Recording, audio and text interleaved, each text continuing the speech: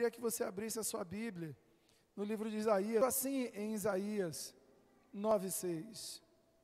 Porque um menino nos nasceu, um filho se nos deu. O principado está sobre os seus ombros, e o seu nome será Maravilhoso, Conselheiro, Deus Forte, Pai da Eternidade e Príncipe da Paz.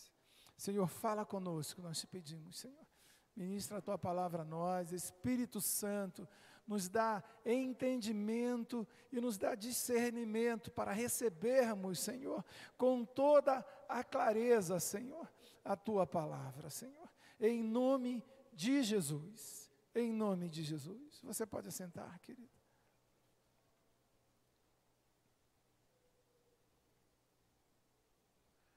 Amados, os 5 primeiros versículos desse capítulo 9 do livro de Isaías,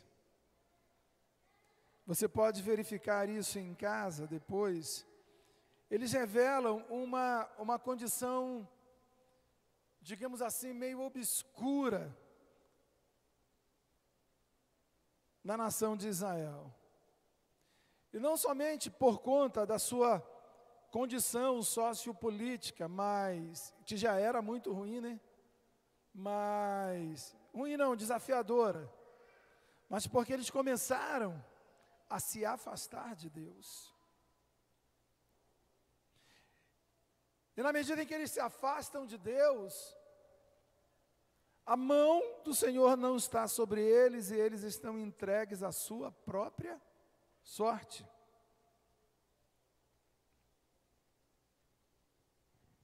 Isaías, o profeta messiânico, o profeta que mais profetiza sobre a vinda, a vida, o ministério do Messias, de Jesus,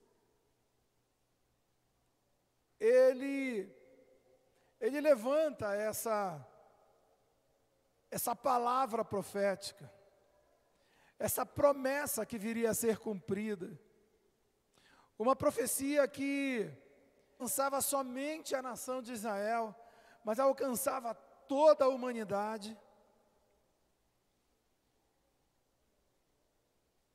Essa promessa, essa profecia da chegada de um menino que iria transformar tudo, mudar tudo, aprimorar tudo.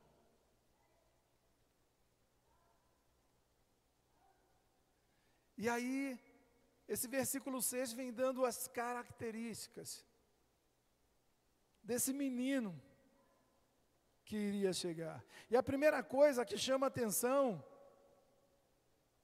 é justamente isso. O profeta, ele não fala de um homem. O profeta não fala de um homem guerreiro, não fala de um homem estrategista que iria transformar Israel em um império. Não, ele fala de um menino. Ele fala de uma criança. Ele diz: um menino nasceu.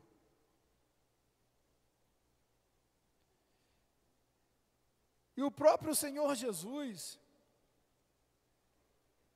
ele já adulto, já exercendo o seu ministério terreno, ele disse algo que está registrado lá em Mateus, no capítulo 18, no versículo 3.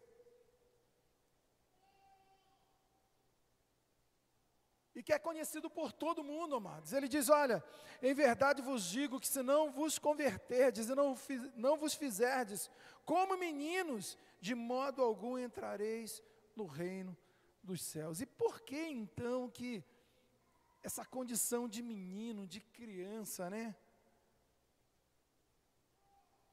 tem tanta importância? Alguns dizem: é porque a criança é pura, é verdade, é verdade. Outros diriam: é porque a criança é verdadeira, é sincera, é verdade, é verdade. E aí nós poderíamos buscar tantos outros atributos em criança que se enquadrariam aqui nessa ideia transmitida, nessa mensagem transmitida por Jesus.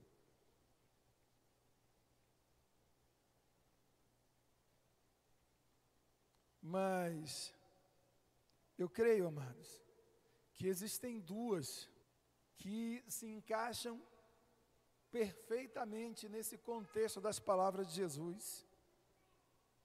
Duas qualidades da criança. A primeira é a dependência. A criança sempre se coloca na dependência. Ela, na verdade, ela nasce dependente. Você já percebeu uma coisa? Você já viu um parto de um cavalo? O cavalo, quando nasce, ele já nasce tentando ficar de pé. Ele fica assim meio nas pernas e tal, e cai uma, cai duas, mas ele já nasce tentando ficar de pé. No mundo, no reino animal, o filhote mais dependente é... Você pega uma criança e você não cuida dela, você não alimenta essa criança, não dá segurança a ela, ela morre.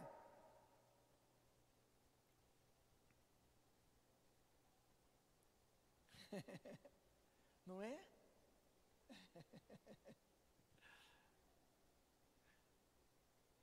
A criança, ela sempre se coloca nessa dependência de uma pessoa adulta.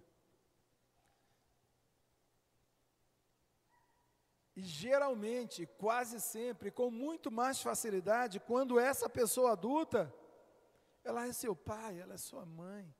Ou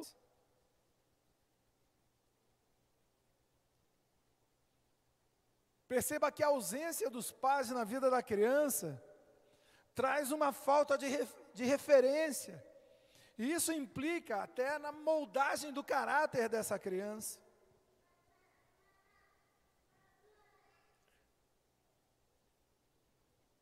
Essa relação de dependência, que aproxima muito a criança de um adulto, e principalmente dos pais, como sendo o seu norte.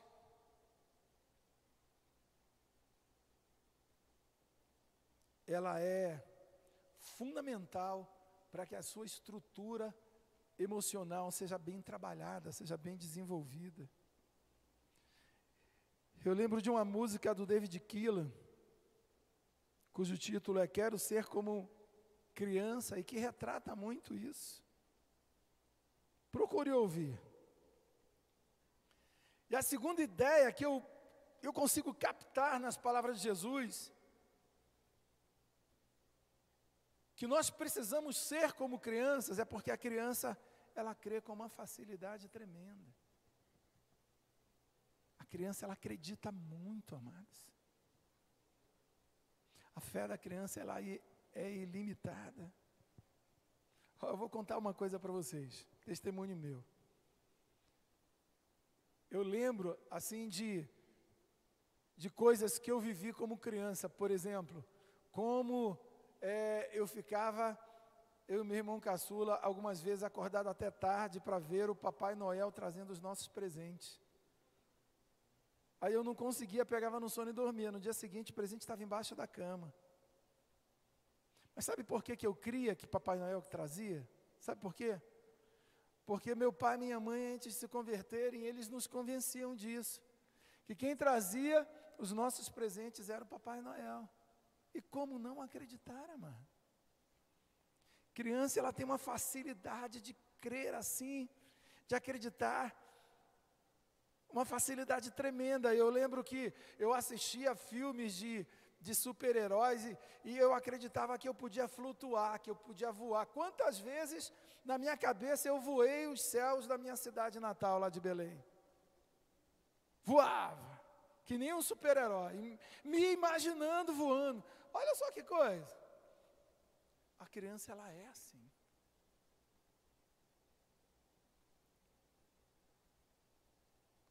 Jesus, ele sempre declarou a sua dependência do Pai, o seu respeito, o seu desejo de honrar o Pai. Ele sempre declarou que se sentia seguro em viver a vontade do Pai, ainda que algumas vezes não fosse a sua. Como uma criança, né, amados? Que confia, ama, honra seus pais e se sente segura na presença dos pais. Jesus, por conta disso, ele não desviou 1 centímetro do caminho que o Pai traçou para ele na sua vida terrena. Ele sempre viveu essa vida terrena na mais total, completa e irrestrita dependência do Pai, buscando viver incansavelmente a sua vontade.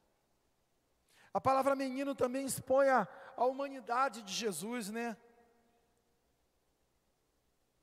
O contexto desse versículo, ele nos faz ver que esse menino, ele estaria sujeito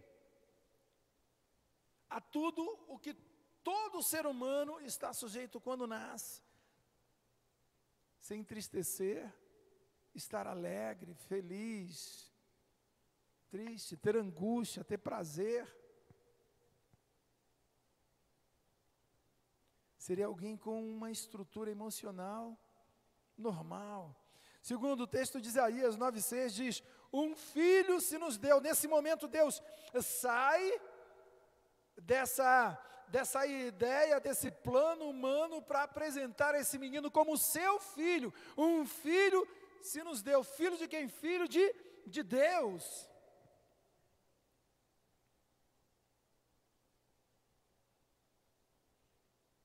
Ele diz: nos deu, se nos deu. Ou seja, um filho foi ofertado.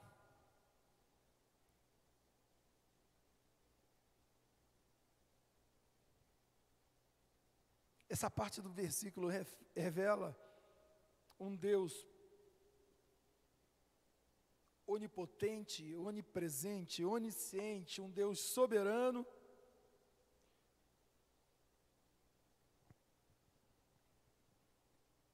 que resolveu viver como homem aqui na terra para cumprir um propósito de restituir o ser humano à condição de filho de Deus. Deus estava abrindo mão do seu unigênito. Aí está então o seu único filho, para que pela sua vida a redenção fosse estabelecida, e então Jesus deixasse de ser unigênito para se tornar primogênito. Sabe o que a gente esquece muitas vezes, amados? É que Jesus, ele é nosso irmão, sabia? O seu irmão mais velho, o meu irmão mais velho. Aquele que olha para a gente e diz: vem cá, maninho, vamos bater um papo. Olha, você precisa viver isso, precisa fazer aquilo, você precisa caminhar assim, você precisa caminhar assado.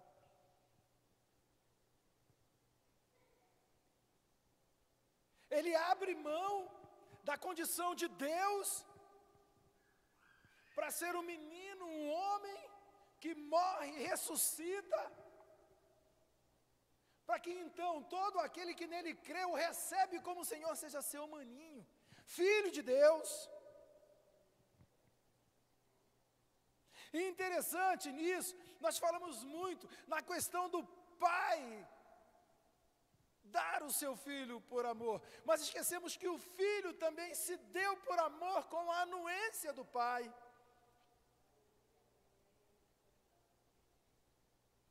Ainda hoje, queridos, essa é a maior expressão de amor conhecida pela humanidade.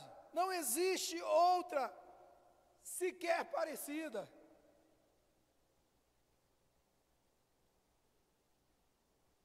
Terceiro, ele diz: o principado está sobre os seus ombros.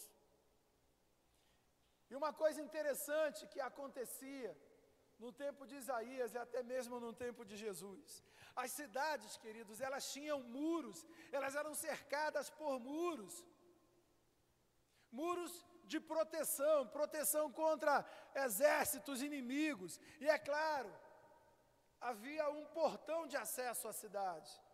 E o que acontecia? O governante dessa cidade tinha um cordão sobre os ombros com uma chave amarrada, a chave da cidade. Isso mostrava que aquela pessoa era a autoridade que governava naquele lugar.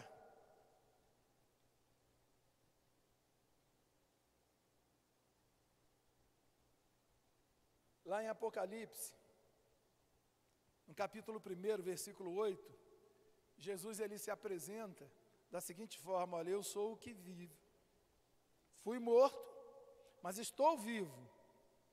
Para todo sempre tenho as chaves da morte e do inferno. Jesus tem a chave da morte. Se ele tem a chave da morte, ele tem o governo da vida. Se tem a chave do inferno, então governa sobre a graça que vence as potestades, que vence o inferno. Por isso ele pode dar vida. Essa chave foi dada por ele à sua igreja. Lá em Mateus 16, 19, nós lemos o seguinte: eu te darei as chaves do reino dos céus.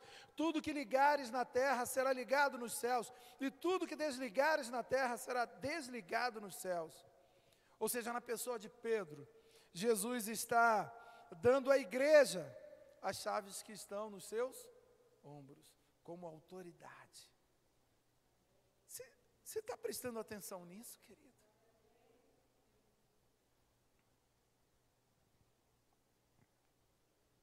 O texto diz que Jesus tem o governo sobre tudo que ele conquistou.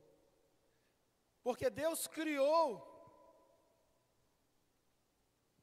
no Éden tudo que o homem precisava, criou o homem, pôs o homem no Éden. Ele disse: olha, a partir do Éden, vocês vão se multiplicar, conquistar e dominar toda a terra. Satanás veio e tomou tudo isso da mão do homem. Jesus vem e toma de Satanás e entrega a quem? A você e a mim, a igreja. Você está entendendo isso? Existe autoridade investida por Deus através de Jesus em sua vida. Você pode profetizar com fé, com autoridade. Você pode declarar o sobrenatural com fé e autoridade. E quando você começar a viver esse estilo de vida, você vai começar a ver milagres acontecerem comumente através da tua vida. Diante dos olhos de todas as pessoas que te cercam. Quarto, o versículo qualifica como maravilhoso. Qual é a definição que você tem de maravilhoso? Se eu perguntasse para você o que é maravilhoso, o que você responderia? Qual a ideia que iria se formar na sua mente, no seu cérebro? O que é maravilhoso para você? Aí de repente você poderia responder: maravilhoso é algo assim muito prazeroso, algo muito bonito, algo que gera bem-estar, alegria, sei lá, coisas assim. Algo que nos dá um prazer, um sonho, um projeto realizado. E eu quero te dizer o seguinte, é que quando o profeta, ele coloca esse adjetivo maravilhoso, ele não está adjetivando, conceituando somente a pessoa do Senhor Jesus. Mas ele está qualificando o estilo de vida de todo aquele que conhece e se relaciona com ele. De toda pessoa que vive a experiência do nascer de Jesus no seu coração. Nós lemos no Evangelho de João, no capítulo 1, versículos 15 e 16. Diz assim: João, não evangelista, o Batista, testificou dele e clamou dizendo: este era aquele de quem eu dizia, o que vem depois de mim é antes de mim, porque foi primeiro do que eu. E todos nós recebemos também da sua plenitude graça sobre graça. 1 João 2,20, vós tendes a unção do Santo. Tudo que Jesus tinha, Ele lançou sobre nós, sobre a sua igreja, sobre cada um de nós. Por isso, nós podemos ser tudo que Ele era em vida terrena, nós podemos ser também. Independente, preste atenção numa coisa, querido. Independente de tudo que vier a acontecer em sua vida, ela sempre terá essa qualidade maravilhosa. Ela será maravilhosa. Porque aquele que foi gerado em você, quando você o recebeu como Senhor da tua vida, Ele gerou esse estilo de vida em você, maravilhosa. Quando tudo estiver bem na tua vida, a sua vida vai ser maravilhosa. Ou é maravilhosa. Mas quando tudo não estiver tão bem na sua vida, ela vai continuar sendo maravilhosa, porque o Senhor maravilhoso te dará discernimento, para que você entenda que mesmo nos momentos difíceis, mesmo nas circunstâncias desfavoráveis, a sua vida é maravilhosa. Simples assim, porque Ele está em você. O maravilhoso está presente em você, por isso a tua vida é maravilhosa. O seu ser é maravilhoso. Quinto, conselheiro. Implica em que cada momento e situação que nós vivemos, Jesus tem uma revelação. Amém? Ele tem uma resposta para cada dúvida. Ele tem uma solução para cada problema. Ele sempre tem uma revelação. Jesus quer falar com você, meu irmão.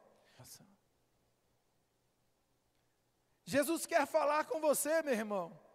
Coisas que uma pessoa natural não consegue ouvir. Ele quer te revelar coisas tão lindas, maravilhosas, que uma pessoa natural não consegue entender e por isso não consegue crer, acreditar. A ação do conselheiro aponta para experiências como viveu o apóstolo Paulo, e que ele registra lá na segunda carta, que escreve aos Coríntios, no capítulo 12, versículos 2 a 4, olha o que ele diz: eu conheço um homem em Cristo, que há 14 anos foi arrebatado até o terceiro céu. Quando ele diz eu conheço, ele está falando de si. Se no corpo não sei, se fora do corpo não sei, Deus o sabe. Eu sei que o tal homem, se no corpo não sei, ou fora do corpo não sei, Deus o sabe, foi arrebatado ao paraíso. Olha o que ele disse: ele ouviu palavras inefáveis, conselhos, revelações, as quais não é lícito ao homem revelar. É esse tipo de experiência que só quem vive a esperança do nascimento de Jesus no coração consegue viver. As revelações que Paulo, ele relata que ele viveu, prepararam Paulo para o que estava por vir na sua vida. Nos momentos de luta interior, com certeza, o Espírito Santo sussurrava no ouvido dele: você lembra do que você ouviu? Paulo, você lembra que você foi arrebatado até o paraíso, até o terceiro céu? Você lembra do que você viveu? Amados, e o que dizer de João na ilha de Patmos, né? O que dizer dos profetas? Moisés, que interagiu com Deus de uma forma como ser humano nenhum conseguiu. O próprio Deus diz que falava com ele face a face, como um amigo fala com o seu amigo. Sexto, o versículo diz: Deus forte.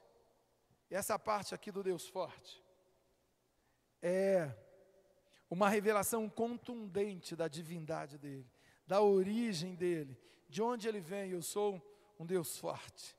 O profeta diz: ele é um Deus forte.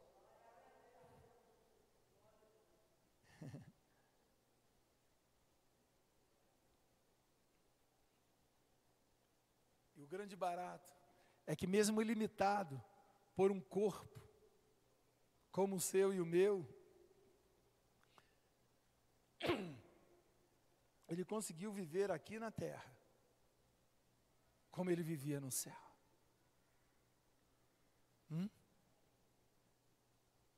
Ele amou, ele foi leal, ele foi fiel, ele perdoou, ele compreendeu, ele tolerou. Lá em Mateus 26, 52, 53, está escrito o seguinte: embainha a tua espada, pois todos os que lançarem mão da espada, a espada morrerão. Ou pensas tu que não poderia agora orar ao meu Pai, e Ele me mandaria imediatamente vão prender Jesus. Pedrão pega uma espada, parte para cima de um dos soldados que foram prendê-lo e corta a orelha dele. Eu não quero levantar a tese de como Pedro conseguiu cortar a orelha do cara, né? Mas quando Pedro age desta forma, Jesus diz, para. Sara lá o soldado, Malco, e diz, Pedro, não é assim. Não é assim que se vive lá no céu. Se eu quisesse medir forças, Pedro, eu oraria ao meu pai mandaria 12 legiões de anjos, iria acabar com tudo aqui. Mas não é assim. Eu vim para executar aqui na terra uma missão. Viver aqui na terra o estilo de vida que se vive no céu.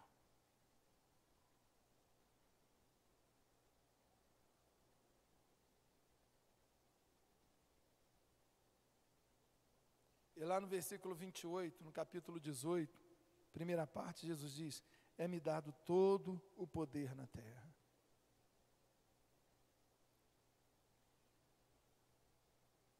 Jesus está dizendo, olha, eu posso todas as coisas.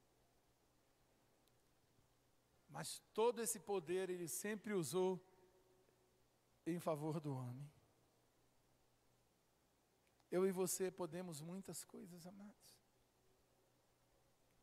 Se Ele nasceu em nós, nós podemos muitas coisas. Muitas coisas nele, né? Porque o seu poder é manifesto em nós. É manifesto através de nós. Mas assim como esse poder Ele sempre usou em favor do homem, Ele espera que nós o façamos também. Que façamos a mesma coisa. Sétimo, Pai da eternidade. Quando o Senhor Jesus quando Ele é apresentado como Pai da eternidade, o profeta aqui não aponta o atributo divino de Jesus. Sabe, Deus é eterno, Ele não tem começo, Ele não tem fim. Ele é eterno. Mas não é isso que o profeta está apontando. Pai da eternidade como um ser eterno. Mas ele está falando Pai da eternidade como aquele que gerou uma vida eterna para você e para mim. Pai da eternidade tem relação com aquilo que foi conquistado por Jesus, quando Ele se entregou, morreu e ressuscitou ao terceiro dia. E agora você e eu, crendo nele, recebendo Ele como Senhor das nossas vidas, nós podemos ter esperança de vida eterna. Por isso, Pai da eternidade. Aquilo que foi frustrado pelo pecado, isso, Pai da eternidade. Pecado lá no Éden, é agora resgatado por Jesus, estada na cruz e consumada na ressurreição ao terceiro dia. Para terminar, Ele também é apresentado na profecia de Isaías como príncipe da paz. Interessante é que uma das pessoas que figuram como tipo de Jesus no Antigo Testamento, o que é um tipo? É alguém ou alguma coisa que aponta para Jesus, os seus atributos, a sua qualidade, a sua essência, a forma como ela é revelada, apontam para a pessoa de Jesus. E um dos tipos de Jesus no Velho Testamento é Melquisedeque. Melquisedeque é aquele cara que Abraão, ele sai para lutar contra os reis que levaram o sobrinho dele preso como cativo. Ele vai lutar contra os caras, vence os caras, ele traz todo mundo de volta, inclusive Ló. E Melquisedeque sai ao seu encontro, o abençoa, e lhe oferece pão e vinho. E a Bíblia diz que esse Melquisedeque, ele é rei. O que quer dizer Melquisedeque? Melquisedeque quer dizer rei de justiça, ou o meu rei é justo. A natureza de Jesus é essa, justa. E se ele nasce em nossos corações, nós temos sede de justiça. A sede de justiça não é aquela de, Senhor, olha, eu fui injustiçado, faz justiça, não. A sede de justiça, sabe qual é? É nós, cada um de nós, vivermos esse princípio de justiça. Mas esse rei de justiça, esse Melquisedeque, ele também é rei de Salém. E você sabe o que quer dizer Salém? Salém é a forma abreviada de Jerusalém. Sabe o que quer dizer Jerusalém? Jerusalém quer dizer lugar de paz ou fundamento de paz. É o rei justo, o rei de justiça, governando sobre um fundamento de paz. Você imagina o resultado desse governo? É o sonho de todos nós. Justiça e paz.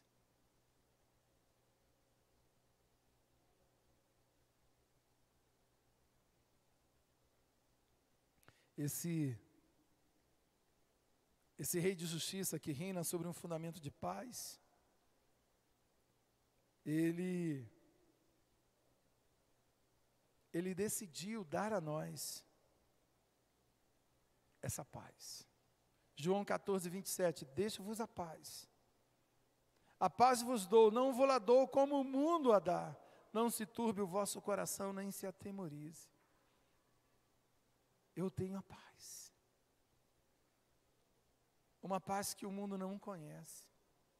Uma paz que não está atrelada às circunstâncias. Não está atrelada a situações. Uma paz que não está atrelada a emprego ou desemprego, saúde ou doença. Alegria ou tristeza. Ausência ou não de turbulência nos relacionamentos. Essa paz, ela não está atrelada a isso. Ela existe a despeito de tudo. É aquela paz que fez Jesus dormir na popa do barquinho, no meio da tempestade, quando os seus discípulos estavam apavorados, pensando que iam morrer, e ele dormia. Um sono de paz. Essa paz que ele diz, olha, eu dou a você. Eu volto a dizer, só tem essa paz no coração as pessoas que realmente viveram a experiência do nascimento de Jesus em seus corações. Eu quero terminar dizendo, queridos, que a profecia ela se cumpriu. O nascimento do Messias aconteceu há cerca de 12.000 anos atrás. Mas ela não vai representar absolutamente nada no coração daqueles que não viveram a experiência do nascimento de Jesus dentro de si. Você está entendendo? O que Jesus fez há cerca de 12.000 anos atrás, Ele fez por toda a humanidade, para que todo aquele que nele crê, aquele que o receber, esse então tenha esse nascimento também acontecendo dentro de si e possa viver tudo isso que nós compartilhamos. Ele veio, cumpriu a sua missão. Mas nós precisamos não ofertar a Ele uma manjedoura, né? Mas os nossos corações, para que Ele também nasça em nós. Aí tudo que nós compartilhamos começa a ser estilo de vida, começa a ser vida em nós, amados. As pessoas não vão mais, sabe, olhar para nós e ver aquela pessoa que éramos antes, mas vão dizer, puxa, tem alguma coisa de diferente em você. O que é? E você vai poder dizer, Jesus nasceu no meu coração. Ei, não, espera aí, Jesus nasceu há 12.000 anos atrás. Não, mas Ele nasceu no meu coração agora. Aqui em mim Ele nasceu agora. E porque Ele nasceu em mim, eu posso viver como Ele viveu aqui. Eu posso exalar o perfume dEle, do amor dEle. Interessante é que quando Ele nasce, nos nossos corações. Esse nascimento de Jesus em nós nos desafia a dar continuidade a tudo aquilo que Ele fez.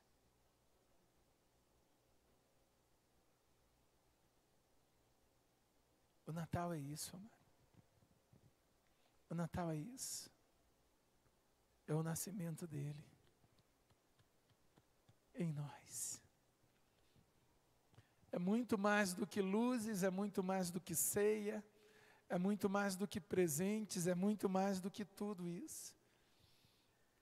O Natal é o nascimento dele aqui, no teu coração. Quando ele nasce no nosso coração, tudo muda.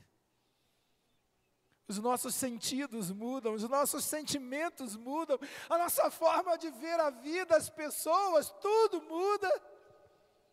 Tudo muda, tudo muda. Fica a pergunta, amado, e Jesus nasceu no teu coração? Houve um Natal aí dentro de você? Querido, não existe dádiva maior do que essa. Não existe uma experiência mais prazerosa, valiosa, profunda do que essa. Jesus nascer nos nossos corações. Não existe. Não existe. Pense em algo que pode trazer uma realização a você. E eu vou dizer, isso é infinitamente menor do que o nascimento de Jesus em nós. E se Ele nasceu em você, você tem muito o que agradecer. Você tem muito o que ser grato. Se Ele nasceu em você, querido, você pode dizer, Jesus, obrigado, porque nada eu fiz por merecer isso. Eu te sou grato. E neste Natal, este ano, né, amados? Nós temos muito em particular a agradecer. Tantas coisas que Ele nos fez, tantas graças que Ele nos deu. Um ano atípico, né? Em que veio um vírus, parou o mundo inteiro, parou a vida de tanta gente, levou, né, a vida de tanta gente. E nós estamos aí com uma perspectiva tão grande, nós estamos aí com uma visão de futuro tão linda. Jesus, tudo isso nós devemos a Ele.